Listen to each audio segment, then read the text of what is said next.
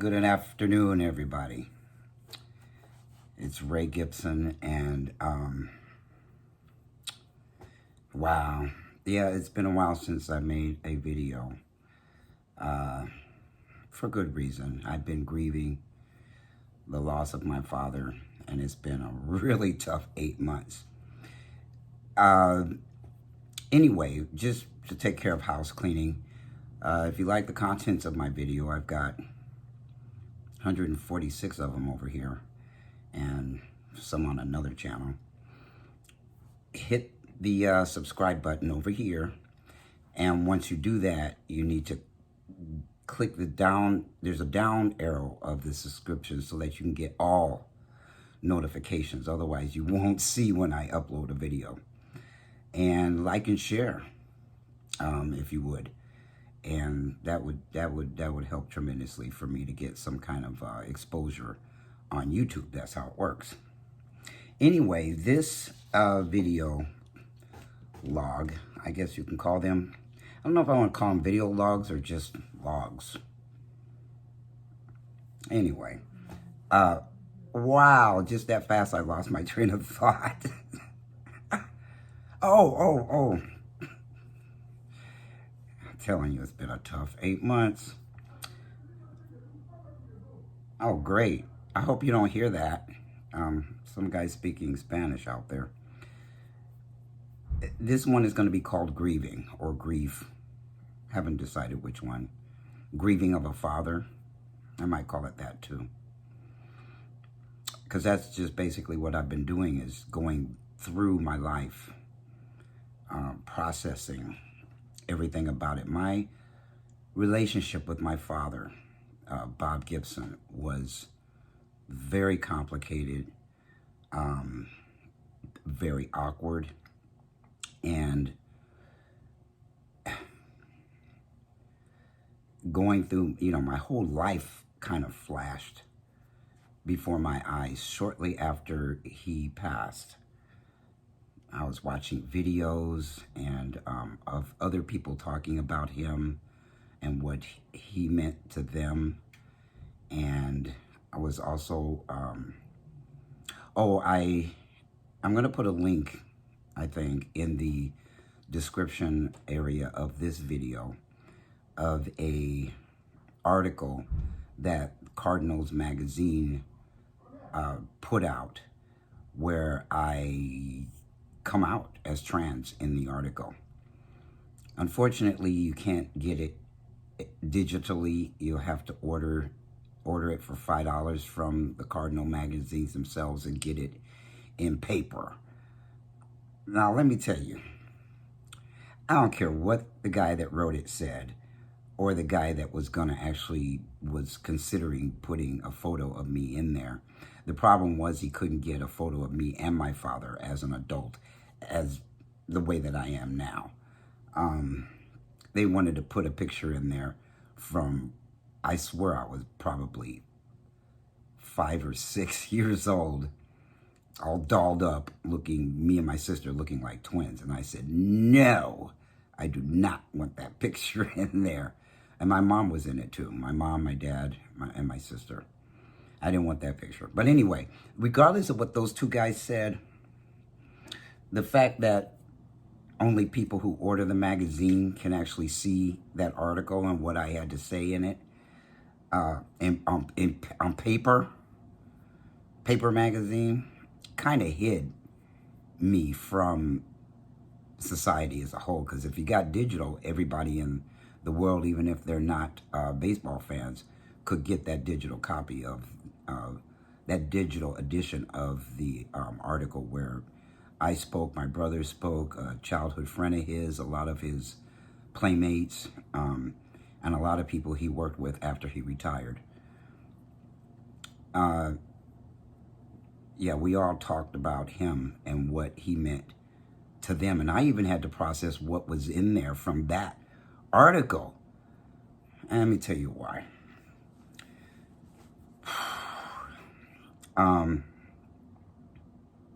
So there's a lot of people in the world who grew up with no father. Single mother households, And yeah, they grew up with no father in the house at all, ever. But imagine having someone in the house who wasn't home very often, but still, he was still the man of the house. He still provided for us. He still, took care of us in that way. And imagine having him around for the first 17 years of your life. And then the next 40-something years, you don't have him.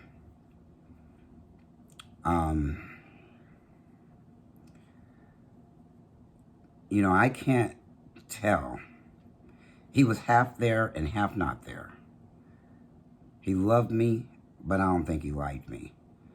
And part of that was our personalities were very similar.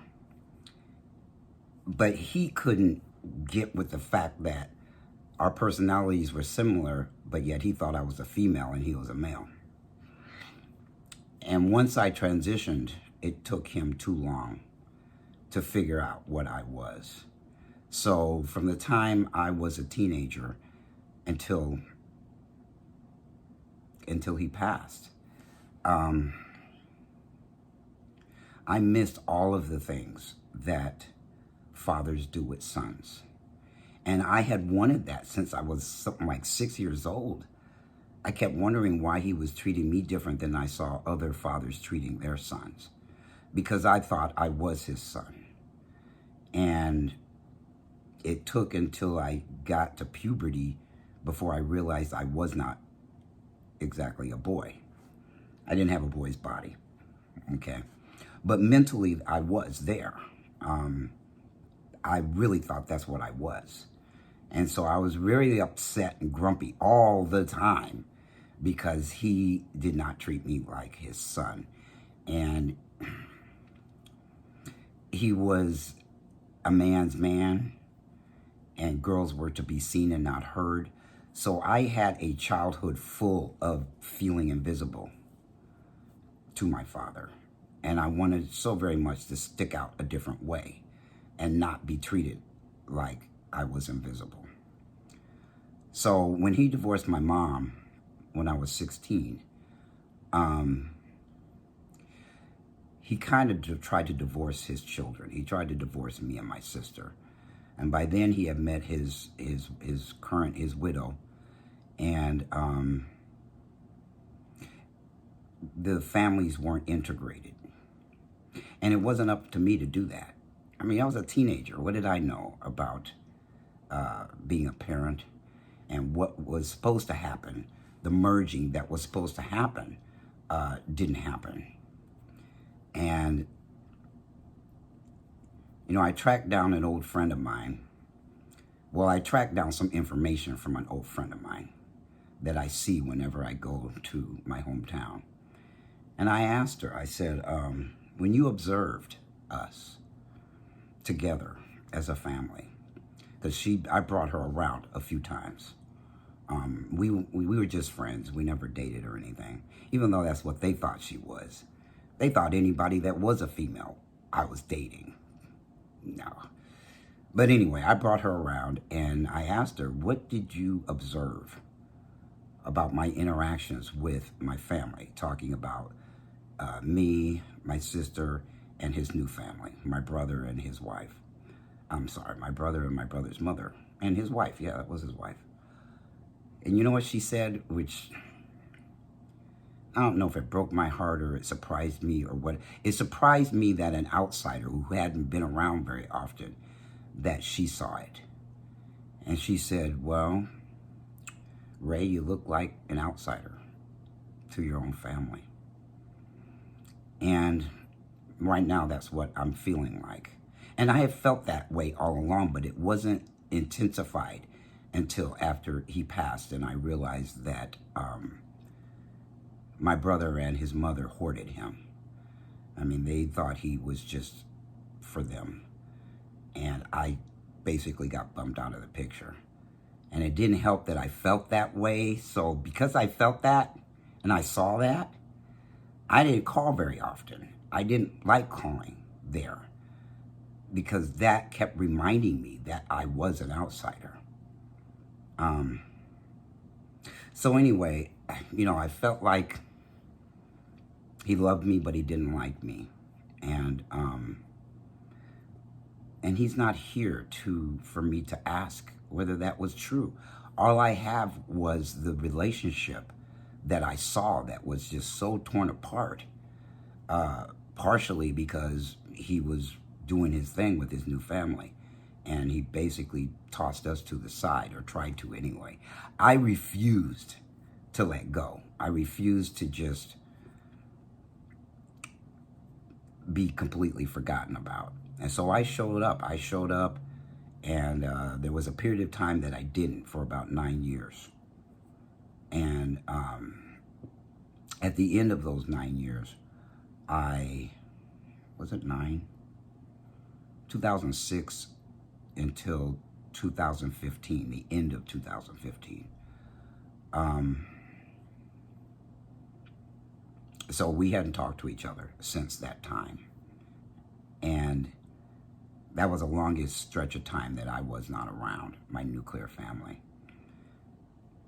So I showed back up, and immediately that feeling was there again, that I was not wanted around him, that I wasn't needed around him, that I wasn't needed by him, I wasn't needed by my brother, and I wasn't needed by his wife, who, until the last couple of years, I never referred to her as my stepmother, because she was around my age. So it just never felt like that kind of a relationship. In fact, it felt like I was a threat to something, and I found out what that something was in the end. I'm not going to talk about that. I might, when I'm ready, I'll tell everybody what those things are or were. So it's hard to imagine your dad not being there for you, whether he did that consciously, or he did that unconsciously, or he did that intentionally, or he didn't mean it. And now imagine that feeling, which a lot of people have. A lot of people have that feeling. Now add in that he was a celebrity,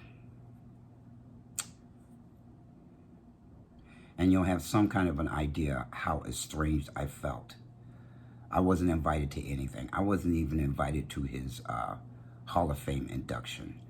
I wasn't invited to his wedding between him and his widow.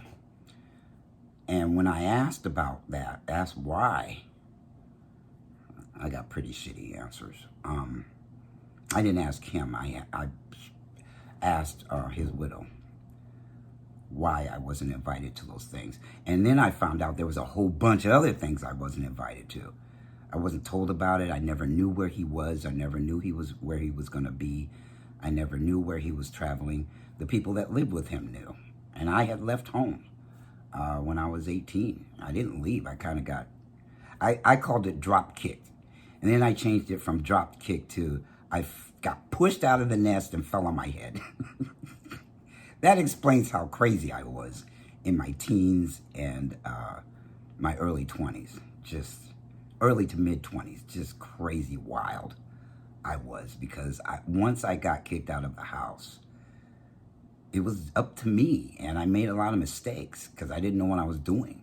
I wasn't prepared for life as a non-celebrity son who didn't even know he was a son, even though my cousin told me something recently that was very interesting, that I actually outed myself when I was 19 or 18.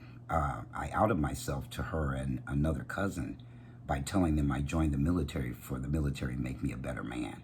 And I don't remember saying that, but she remembers it clear as day. I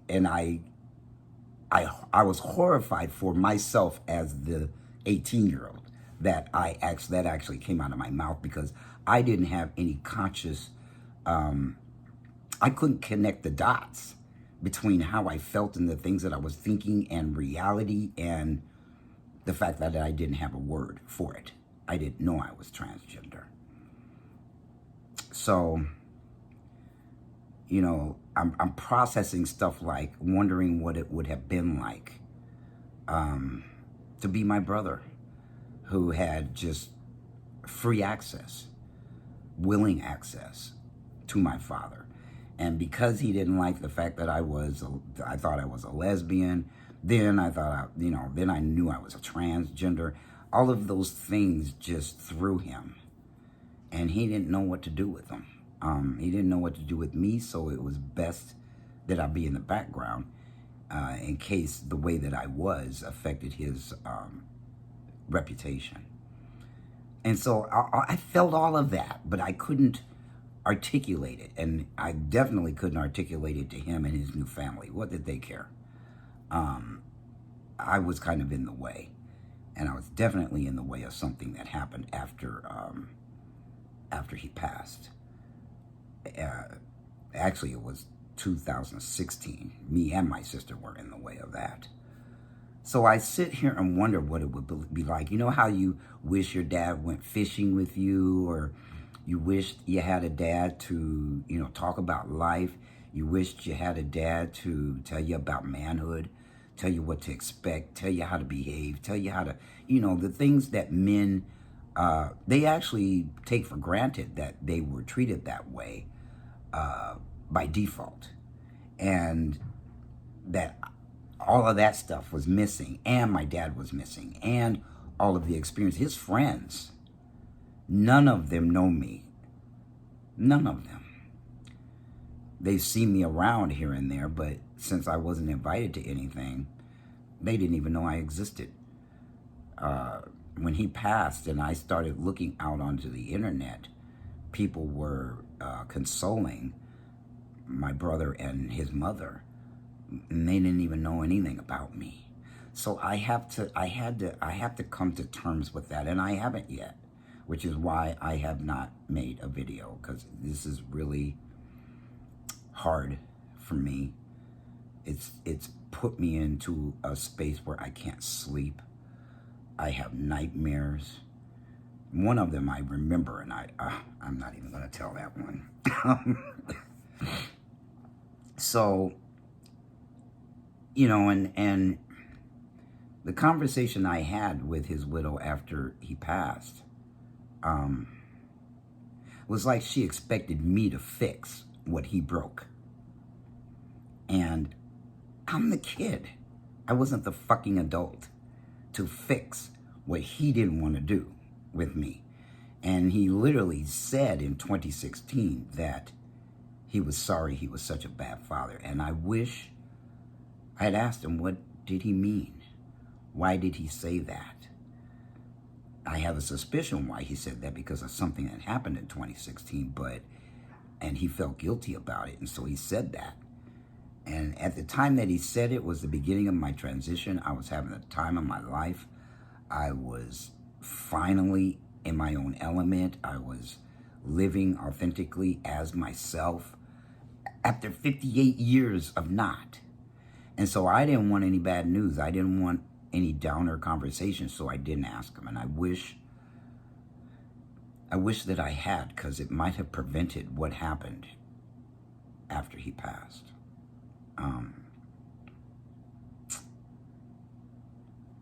Another thing that always went on that I'm processing was that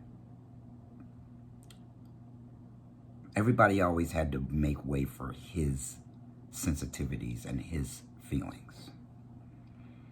They talk about men having big egos. Well, my dad's ego was probably as big as the United States. And when anything went down, it was all about him, his feelings. Mine got pushed to the side just like I got pushed to the side. And that, I still can't even tell you what that means. But I can tell you it sucked to feel when he was very much alive and he was very much running around the world, and I was not included in any of that. I got called up a couple of times to when he was sick, And I showed up. I always showed up for him.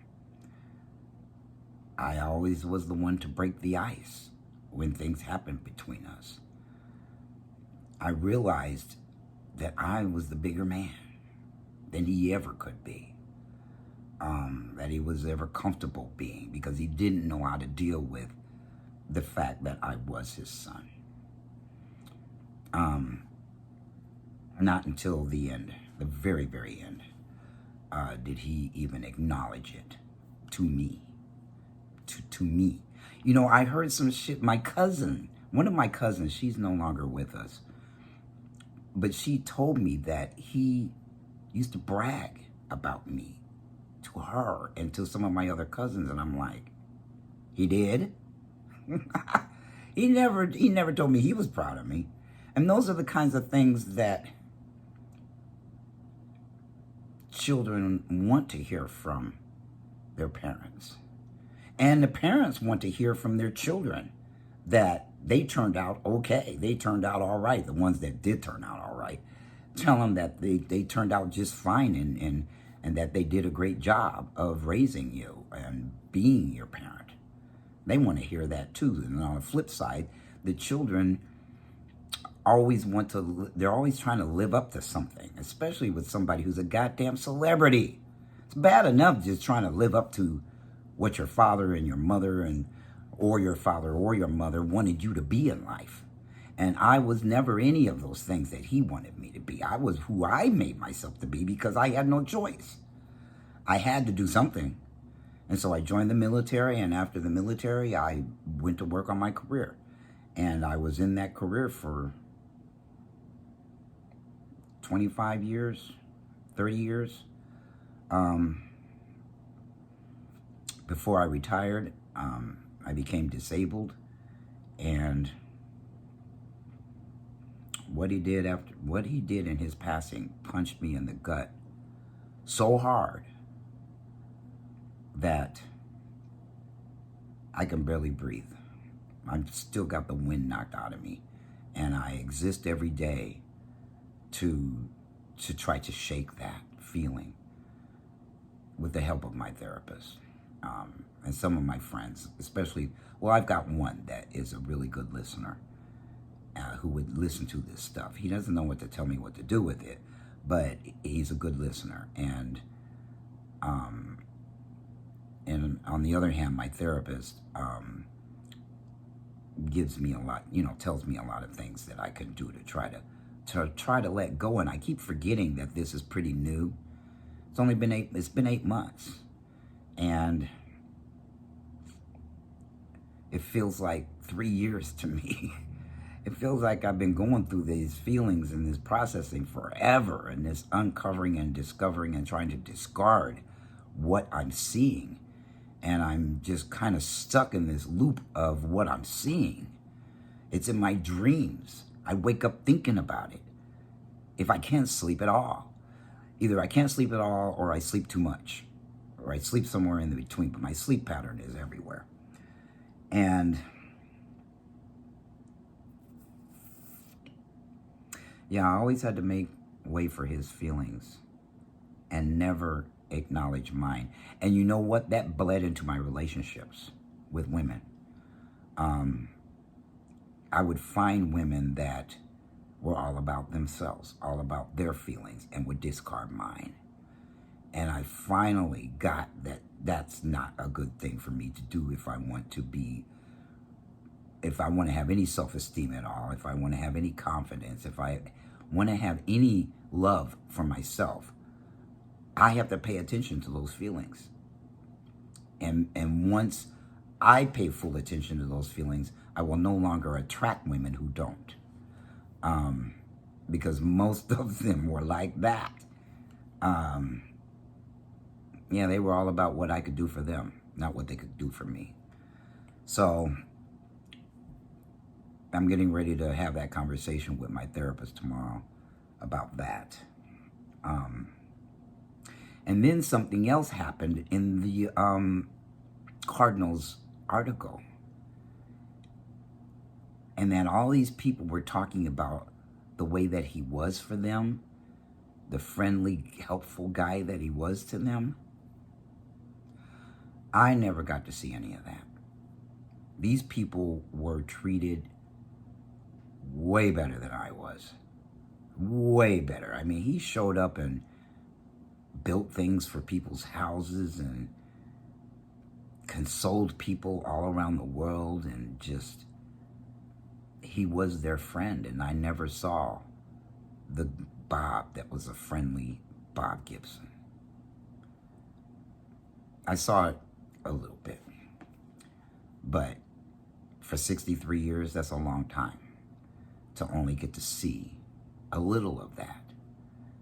And again, it's because I was pushed away from that family, from my own family, and from him. And there was nothing I could do about it. There's nothing I could do about it now either, except walk through all of that, how it made me feel, and then work on making myself feel better about the fact that that shit wasn't there, just wasn't there. I did a seminar in, was it 2019, where I got put in a group of men that were powerful men. And first of all, I couldn't believe I got put in that group. I couldn't believe that the coach for that group saw me as a powerful man too. And I clung to them like they didn't even know. They didn't even know how much it meant to me to be put in that group of fellas that, and then I have another video that I'll probably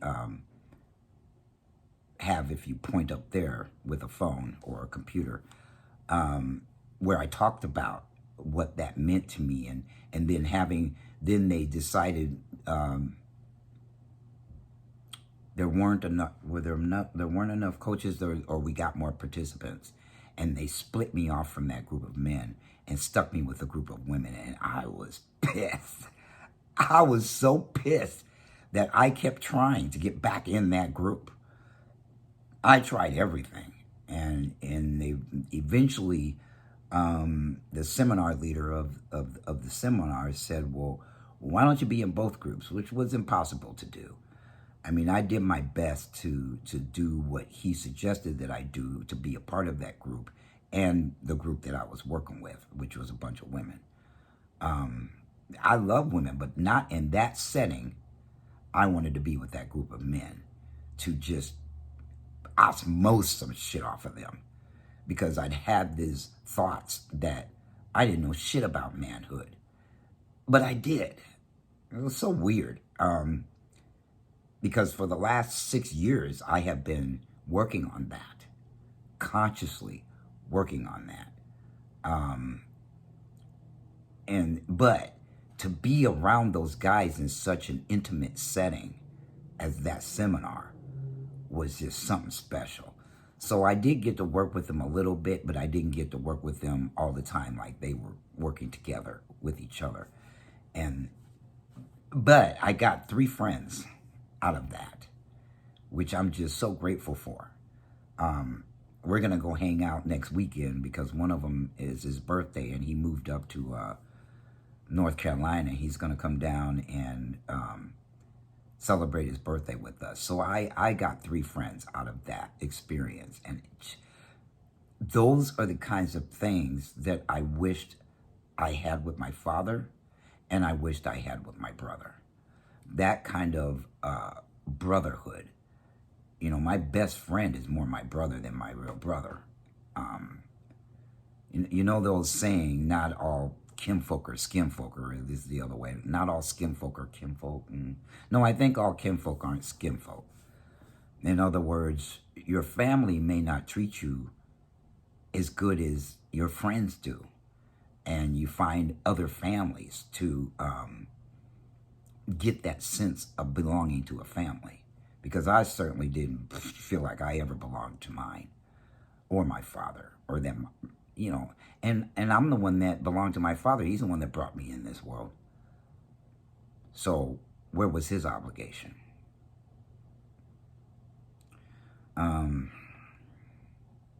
But he was there for everybody else. But me, I had to push myself onto them to even be noticed, to even be acknowledged that I was his firstborn, his offspring.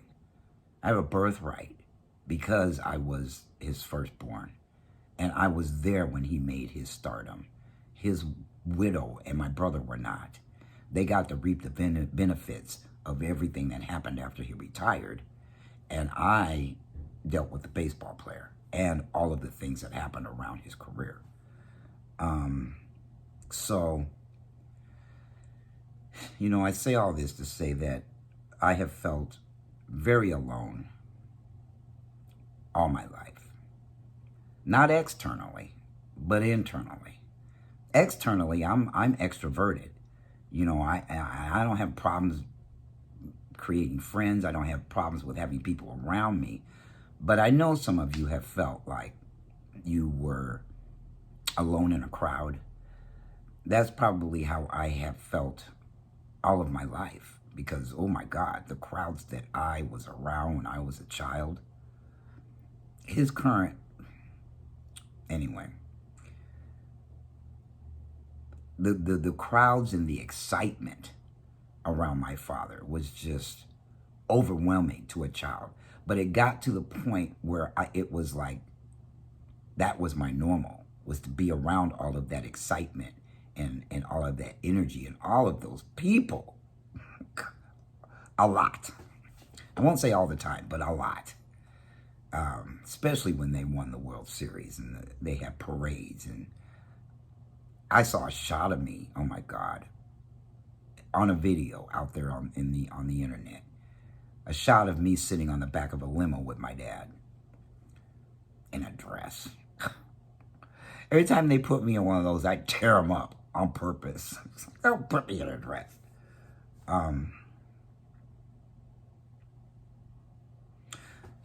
The only thing that I will say right now about the situation that I'm in with his widow and my brother is that there's something very nefarious going on with those two. Very nefarious. Almost like they planned. Well, they did plan what they did in the end. They knew and I didn't know anything. It hit me broadside. Like they took a 2x4 and just smacked me in the head with it. And I'm going to fight it. They don't want me to fight it, but I'm going to. And right now, because Mother's Day just happened, I feel like she died too soon. I need her and I've been needing her. Because mothers are fierce. They're going to make sure their children are taken care of. And guess who she made sure not to take care of? Me. Because she didn't birth me.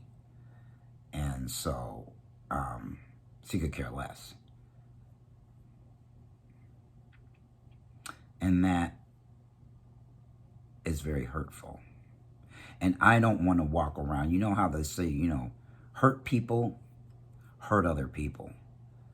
And I don't want to walk around the way that I've been feeling for the last 8 months.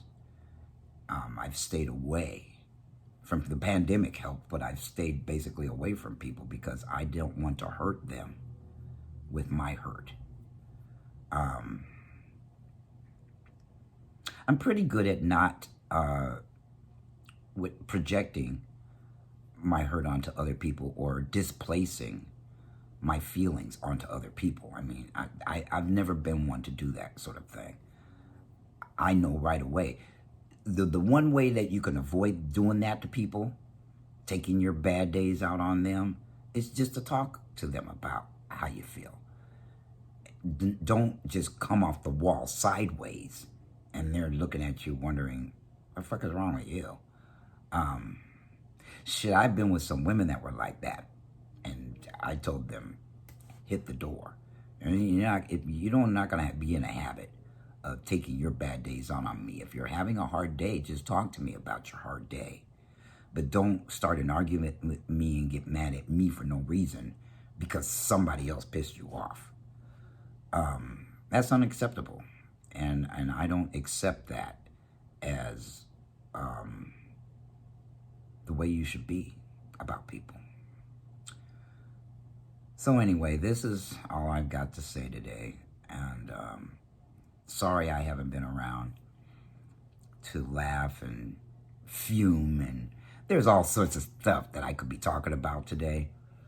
But because there's just all sorts of stuff going on in the United States. And I've been watching it all, and I've been traumatized by that, on top of having to grieve the loss of my father, the loss of everything that we didn't get to do.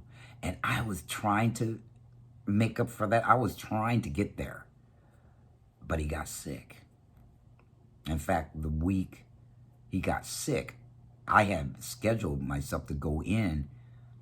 I was going to fly there and have a conversation with him about this. But he got sick, and I never got to have that conversation. Then I've said in the other video how I felt about that, you know, how long it took for him. He thought he was going to recover from pancreatic cancer, and he didn't. And but I was planning another trip when he started to get better, and I was going through some stuff that I knew he wouldn't understand, or I didn't have that kind of relationship with him where I could talk to him about things that were going on with me. We just never, he was too afraid to have that kind of, let me give you an example of how afraid he was.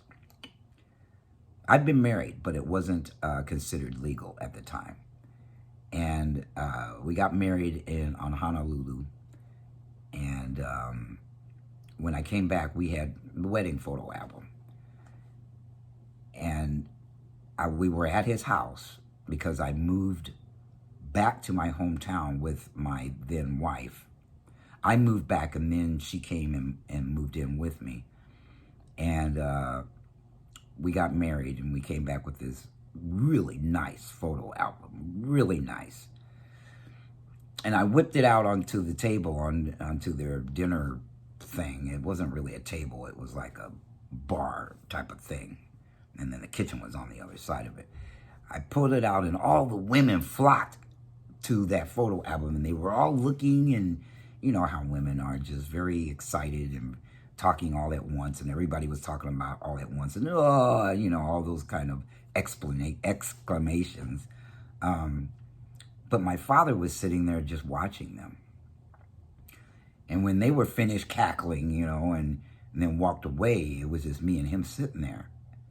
And he wouldn't open that photo album. And I said, Dad, that's not going to bite you. Why don't you look through the photos? They're very nice photos. Very nice photos. We had a professional photographer take those pictures. And he said, I don't know if I want to. And I again told him it's not going to bite him, and there's nothing inappropriate in there, in case that's what he was worried about. He said, oh, okay. And he snatched it, and he opened it, and he flipped through it. He didn't even see anything, and then closed it and said, okay, I saw. I went and walked away. He was so afraid. He was homophobic is what he was. He was so afraid he was going to see something inappropriate. And there was just nothing in it. Yeah, we kissed. Big deal. There was a photo of that after we were married. And so I just didn't, I couldn't get through. I couldn't break through that wall he had up since I was 17, 18 years old. He put that wall up. When I told him I was into women. And what was weird was, you know, he had help pulling that wall down from time to time. But it was never all the way down. I wasn't welcome. I didn't feel welcome. I felt welcome a little bit, and for the most part, no.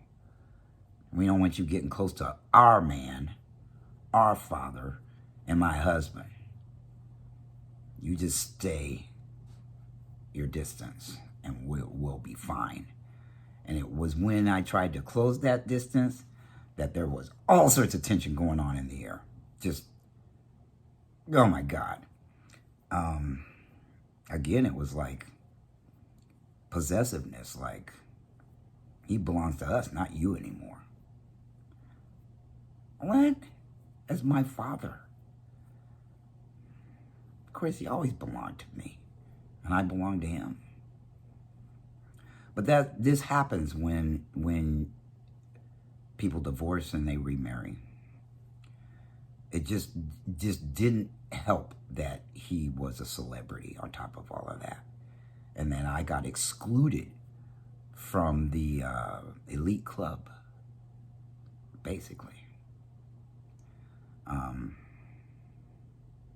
When I grew up in the elite, around those people, everybody he called his friend and then some. The players on the team, their families, we all hung out together all the time.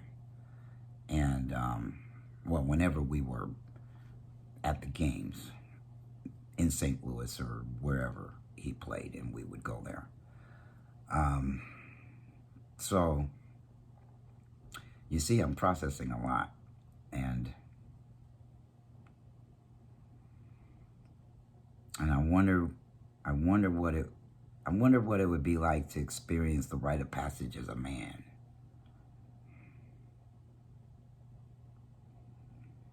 And to have his respect.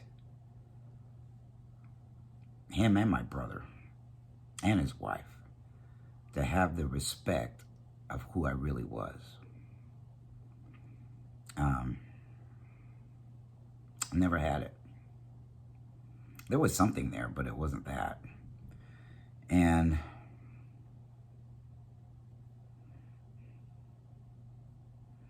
now it's time for me to go because I'm starting to get emotional. And I would wish you all a blessed Monday. It's Monday, and Ray Gibson is out.